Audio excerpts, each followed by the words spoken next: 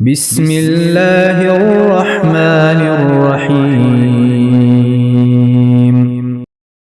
ابو سعید مقبری نے عبداللہ بن ودیعہ سے خبر دی، ان سے حضرت سلیمان فارسی رضی اللہ عنہ نے کہ نبی کریم صلی اللہ علیہ وسلم نے فرمایا، جو شخص جمعے کے دن غسل کرے اور خوب اچھی طرح سے پاکی حاصل کرے اور تیل استعمال کرے یا گھر میں جو خوشبو میسر ہو استعمال کرے، پھر نماز جمعہ کے لیے نکلے اور مسجد میں پہنچ کر دو آدمیوں کے درمیان نہ گھسے، پھر جتنی ہو سکے نفل نماز پڑھے اور جب امام خطبہ شروع کرے تو خاموش سنتا رہے، تو اس کے اس جمعے سے لے کر دوسرے جمعے تک سارے گناہ معاف کر دیے جاتے ہیں۔ صحیح بخاری حدیث نمبر 883۔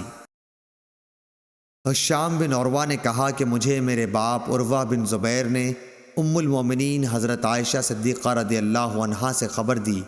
انہوں نے کہا کہ عبد الرحمن بن ابی بکر ایک مرتبہ آئے، ان کے ہاتھ میں مسواک تھی جسے وہ استعمال کیا کرتے تھے۔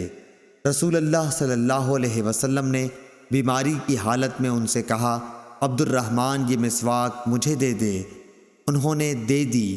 میں نے اس کے سرے کو پہلے توڑا، یعنی اتنی لکڑی نکال دی جو عبد الرحمن اپنے منہ سے لگایا کرتے تھے، پھر اسے چبا کر رسول اللہ صلی اللہ علیہ وسلم کو دے دیا۔ حضرت صلی اللہ علیہ وسلم نے اس سے دانت صاف کیے اور آپ صلی اللہ علیہ وسلم اس وقت میرے سینے پر ٹیک لگائے ہوئے تھے۔ صحیح بخاری حدیث نمبر 890۔